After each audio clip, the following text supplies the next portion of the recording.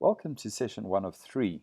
This is all about marketing. Now, marketing is one of the most important subjects that you can study, and you will find out why. In this session, which is about half an hour, we're going to look at the new basics of marketing and an introduction to the basic marketing models. Firstly, we hope you read the article, The 7 Deadly Sins of Marketing, to give you an idea about how broad marketing is. And then there's also a 38-minute podcast, which you can listen to. It's about the art of persuasion, which is about marketing and selling. So in session 1 of 3, we're going to be looking at these 6 lessons. The marketing department must lead the entire organization. Lesson 2, the planning process. What are the basic steps in a marketing plan? What is strategy? We're going to simplify strategy for you. Marketing simplified. We're going to just take a quick look at the business model canvas and how that overlaps with marketing. What are the 8 P's of marketing? And then a lovely way to describe how you communicate in marketing is Adcast, lesson 6. Now, the definition of marketing is it should be a deliberate blend of the 8 P's of marketing. Now, those 8 P's, you might have heard of 4 P's. We're going to look at 8 P's, and we often call those 8 P's a marketing mix or a value proposition. And that is extremely important to know that the 8 P's is called the marketing mix and or your value proposition. And deliberately we mix up those 8 P's, and we then need to reach carefully selected segments or stakeholders. We call them customers here, but they might be more than customers. And so a fair exchange of value can take place. Now, that value proposition needs to be handed over to the customer, and in return you get money, for example. And there must be a fair exchange of value and money, otherwise you go out of business. It's absolutely critical that we know how to write a simple marketing plan. Now, a simple marketing plan starts with an executive summary, which is just a very short executive summary of the entire marketing plan, normally 1 page maximum. Now you can see we move into the company. Now that C of company is underlined. Just bear with me. There's going to be 4 C's that we're going to go through. The first C is we've got to talk about our company objectives, our company SWOT analysis, and our company PESTGEL analysis. Then we talk about the channel to market analysis. Who's going to sell and distribute our product? If you're an existing company, here you can even talk about your past sales history. Number 4, we talk about the customer or the market analysis. Here we look at the entire market that we want to move into and what realistically is our sales potential. This requires some research.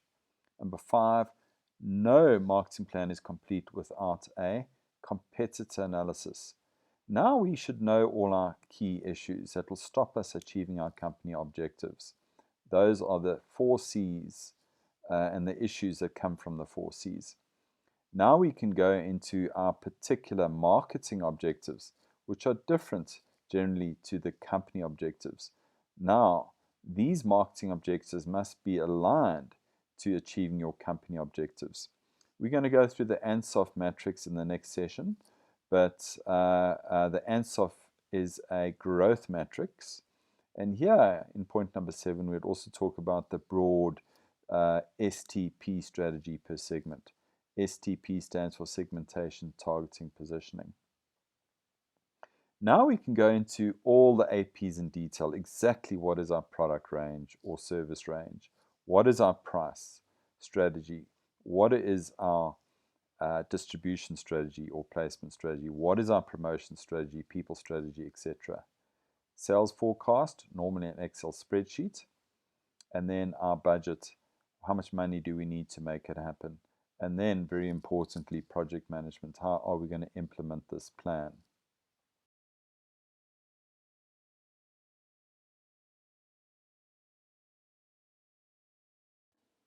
Now, let's just simplify marketing strategy or simplify strategy.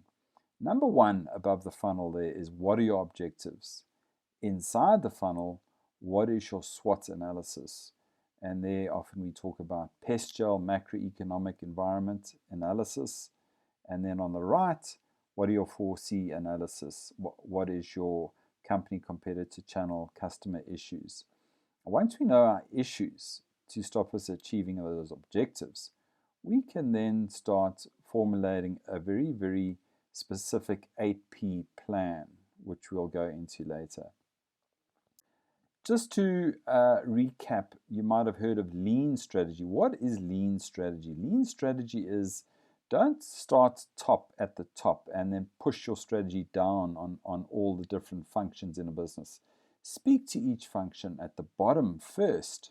Speak to marketing, speak to sales, speak to your IT gurus, speak to your HR gurus if you got them, speak to finance gurus. Find out what's going on at the bottom and then formulate your major organizational objectives.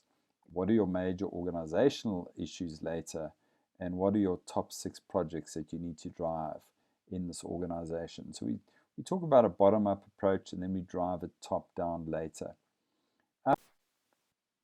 This is a critical or crucial slide. It's very important in a business plan or marketing plan to be absolutely clear with your objectives in words first and then in the numbers.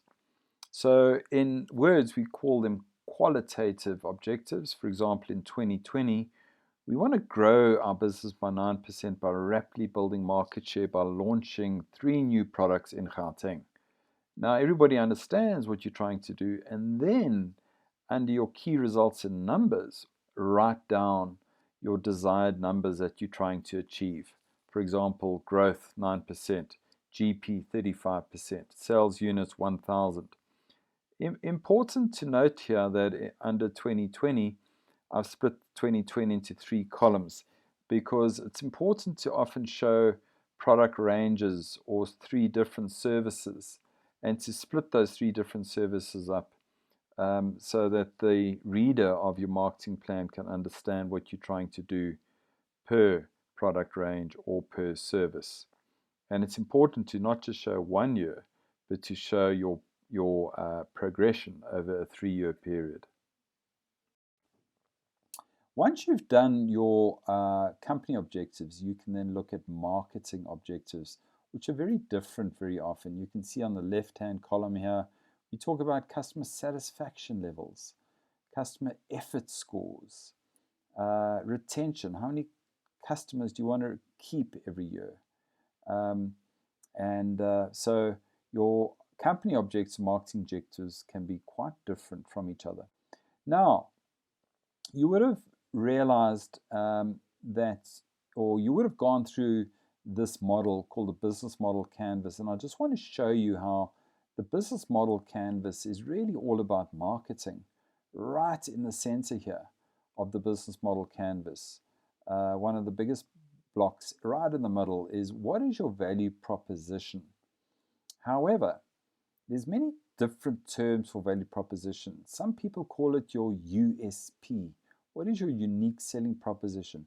Or what is your distinctiveness versus your competitors?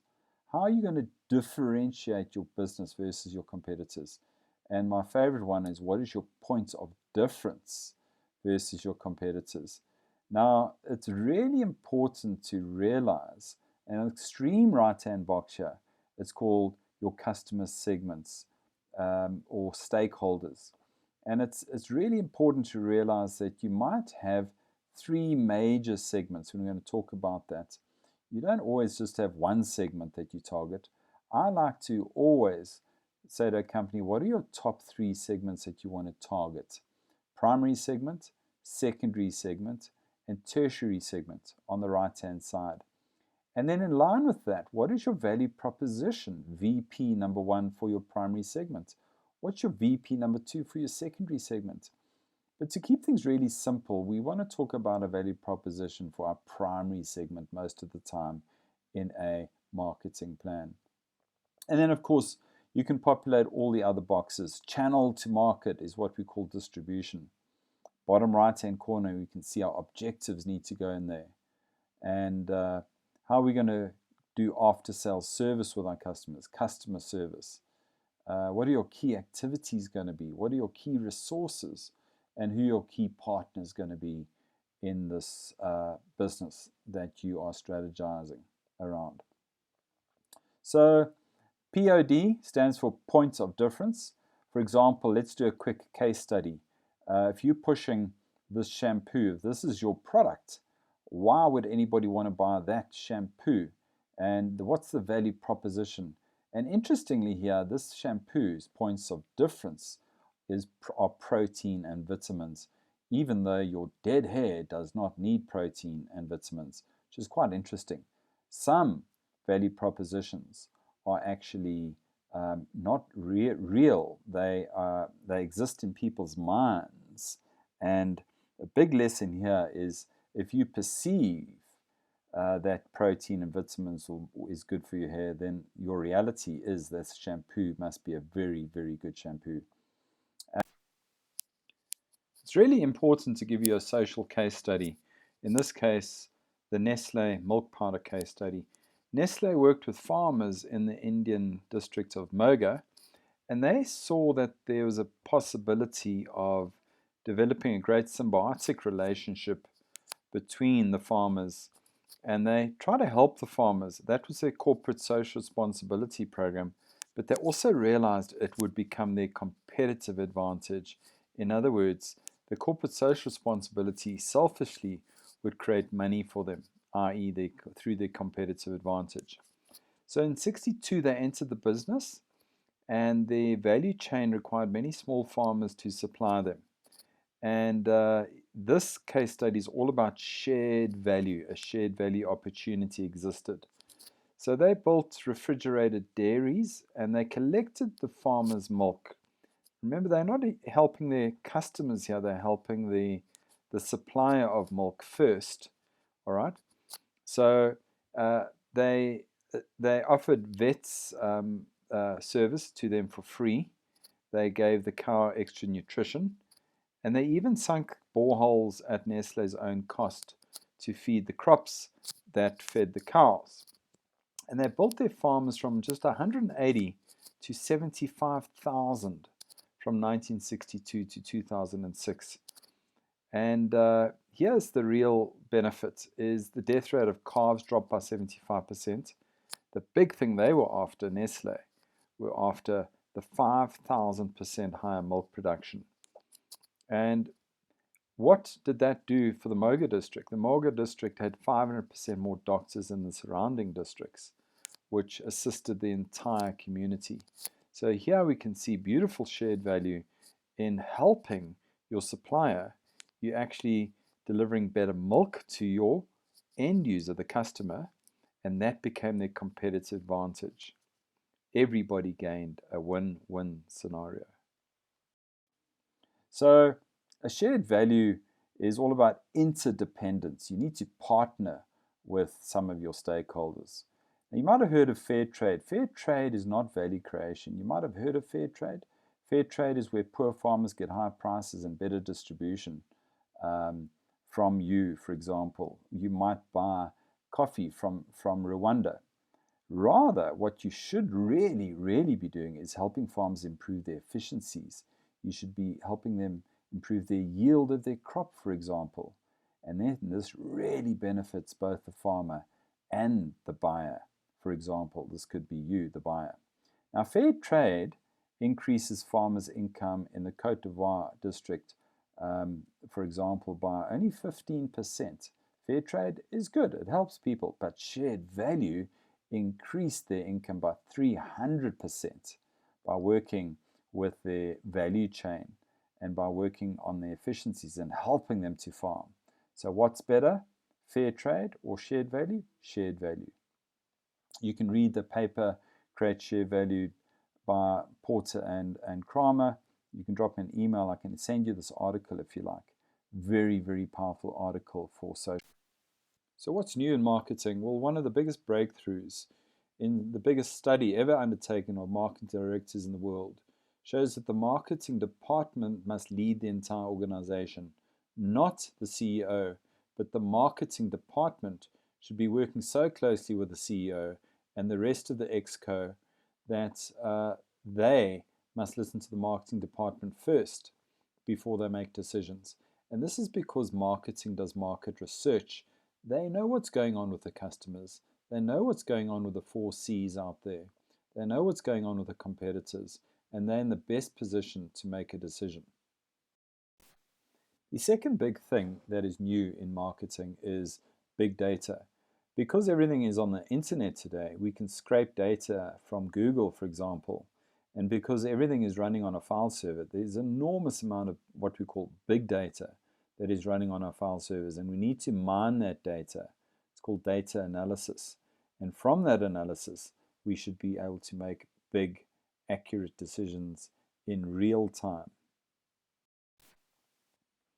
The other thing that is new in marketing is we need to purposefully position our product using three different things: functional, emotional, and societal. And I'll show you a case study here, the News Cafe. You can order a cup of coffee, which is functional. It tastes good, it's hot, and it's got caffeine in it. But you can charge a lot more if you make it an emotional, i.e. a social gathering. You need to surround the coffee with a bit of vibe. And this is what big car manufacturers will do. They'll position a particular car with a certain vibe around it. It's not just a functional motor car, it's a Lamborghini, or it's a Porsche, or it's a Mini, and they'll bring out amazing advertising that will make the functional product more emotional. Volvo is safe. It's not just a fast, high-performance car. It's very, very safe, and it'll keep you and your family safe. There's an emotional aspect to it. And then you also got to bring in your social entrepreneurship into your social enterprise slant into all brands today. What are you doing for society? And over here, for example, News Cafe can put on their menus that they support fair trade, and they're only bringing their coffee from Rwanda to support struggling farmers who can't compete with, say, a country like Brazil. And now you feel really good about sipping that coffee. And who scores? News Cafe. They charge a lot more because it's not just functional, it's emotional and has a societal aspect to it too. The last thing, the new basic of marketing, there's four things. This is the fourth thing, is you've got to focus on the total experience. Now, people are looking for personalized offerings. They're looking to say, just for me, please give me my particular value proposition. I want coffee that is on a scale of 0 to 10, 10 out of 10 when it comes to robustness and taste or flavor, or it must really, really be stronger than the average. Other people say, I like weak coffee. And then the other thing that has really changed is there's more touch points. You've got to really focus on your website and your physical touch points. So brands are created over years, and here are some classic brands. Now what you can notice here is most brands have what we call a payoff line. Subway, how do you summarize Subway? Eat fresh. Panasonic, ideas for life. Audi, Vorsprung deur Technik. So we really need to think about what is the brand essence of our entire company and come up with 2 or 3 or 4, a maximum 5 words that really describes our business. We call those payoff lines. So there's a lot of subliminal marketing going on.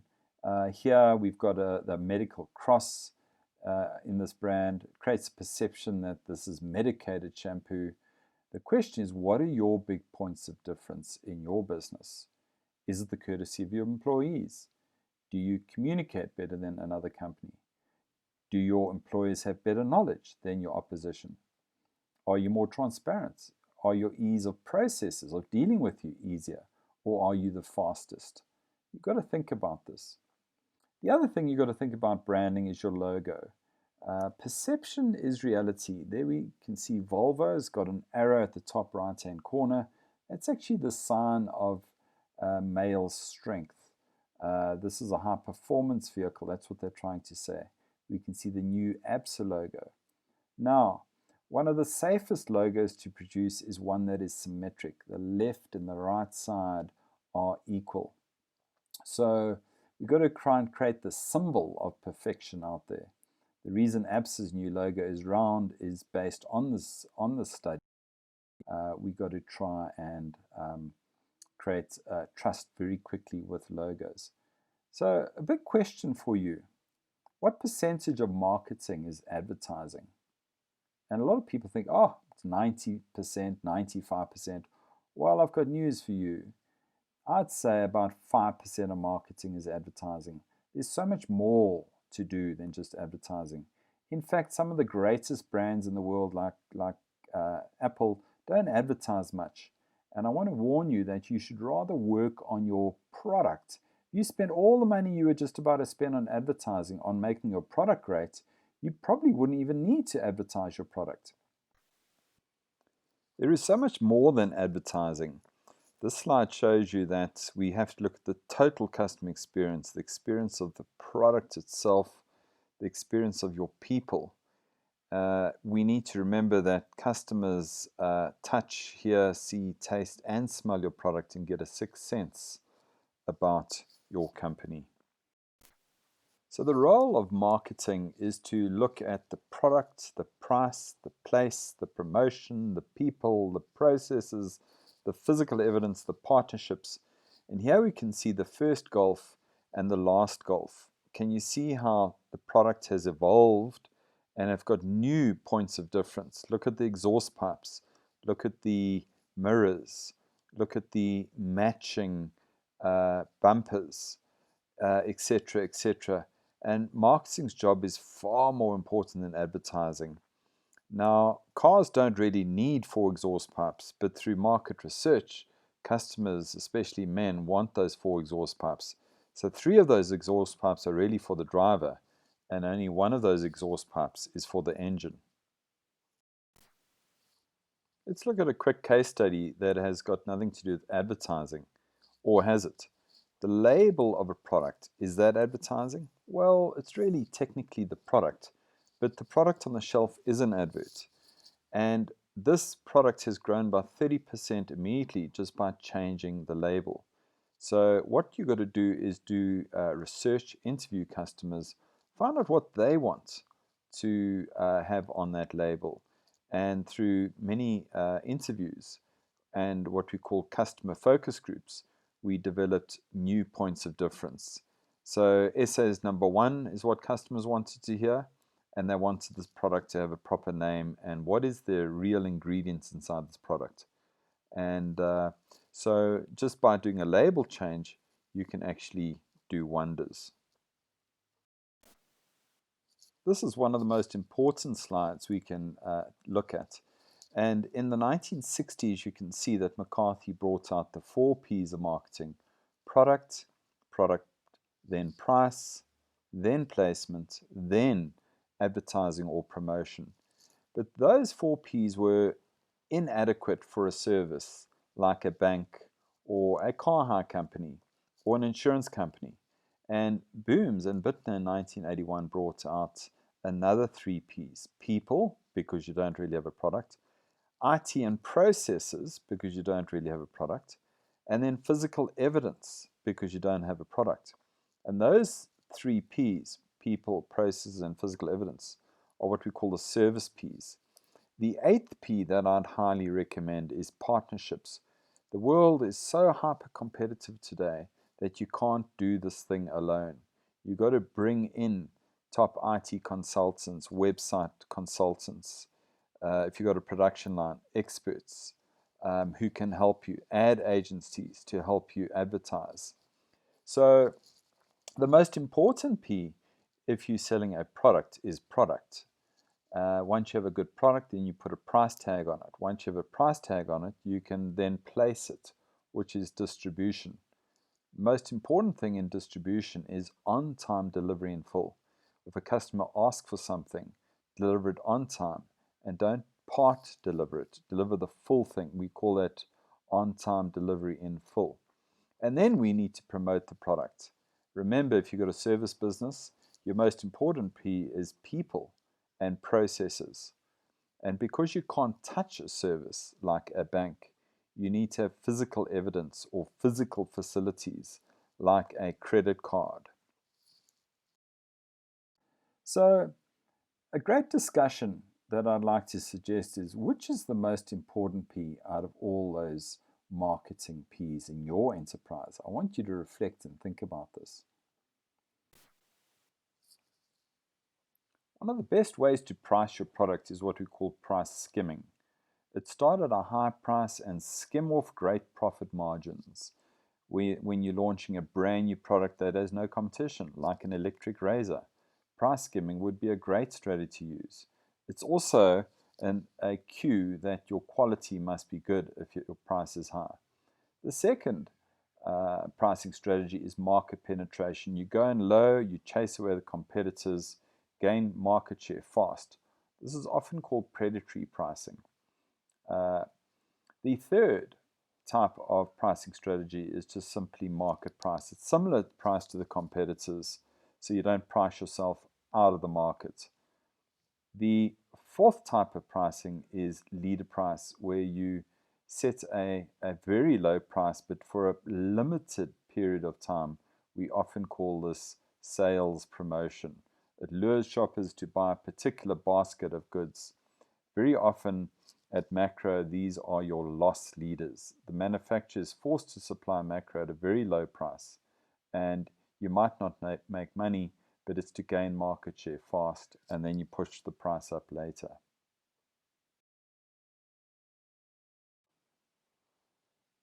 You have to ask yourself the question, are you B2B or are you B2C?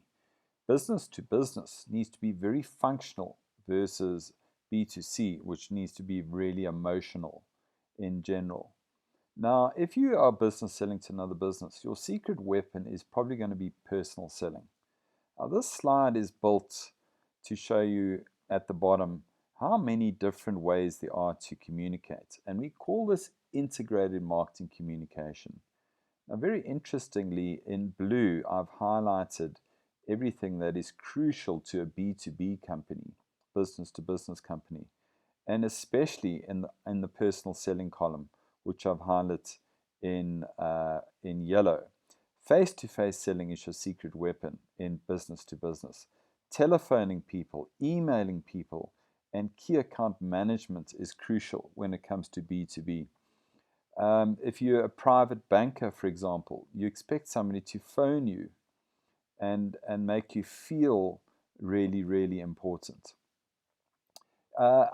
If you are a B2C company, you are then a very different company versus a B2B company. And B2B generally uses below the line advertising, like your catalog. You need to have a catalog on your website. If you're B2B or B2C, a website is a very, very good place to start when it comes to communication. So above the line advertising could be your secret weapon when it comes to communicating in B2C. In B2B, we talk about below the line advertising. This slide shows you how to communicate and the stages of communication. On the left of the slide, we can see the acronym Adcast. The first thing we got to do in marketing when it comes to communication is get people's attention. You've got the product now, you've got to tell people about the product. And that's what we call awareness. Grab attention or awareness. Then you can tell them a little bit more about the product. They become more interested. And then the D stands for desire. How do you get somebody to move from attention to desire? You've got to give them even more benefits. Now we move on to the C, which is conviction. Now the best way to move on to the C, or to move from awareness to preference, is to do it face to face. And the blue part of the slide, the C, the A, and the S, the CAS part, is face to face or telephone, but it's got the human interaction involved here. The A, the I, and the D is really the cyberspace, the advertising, your website, to really convince people and close the deal. A stands for action, or close the deal, push for action. One of the best ways to do that is to use a sales team. And then, very important if you want to move from awareness to preference to insistence, is we've got to do good after-sales service. Otherwise, we're going to lose that customer. So I've populated the slide just to show you what we can do going through the Adcast model. First of all, to grab attention is typically advertising, which creates awareness. Then we can also do some social media. We can have interesting links to our website, very interesting editorials on the website, and then great references on the website. Now we've taken somebody from just seeing an advert to on your website, and now they're looking at case studies and reading. So they've gone through this process of awareness, interest, desire, but they're still not convinced. And the best way to convince somebody is to move into the blue part of the Adcast model, where we get somebody to phone them or somebody to see them. And we've got to know our sales technique, in other words. Push for action, how do you close a deal? What's your best closing line? Well, one of the best closing lines on the planet is, do you have any questions or concerns? The customer says no. You say, well, then why don't you take it? Or you could say, would you like it in blue or green? Or whatever the next steps are. But we need to know how to sell. And then, of course, how to look after a customer for life so you get their business for life is you've got to do key account management, where you fully engage your top customers with frequent contact. And that, if you or would like to call it, would be called after-sales service to your key accounts. So we move from awareness to insistence, where the customer only insists on using you and doesn't look around and uses your competition. So in this session, we've learned a lot of new models. We've learned the basics of marketing, and we're going to move on to our next session now. Well done. We're at the end of session 1 of 3. We're going to move on to session 2 of 3, which is about how to grow a business and what is positioning.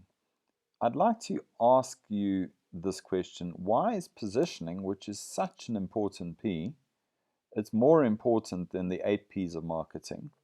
Why then isn't positioning one of the 8 Ps of marketing? And profit is also really, really important. Why is profit not one of the 8 Ps of marketing too?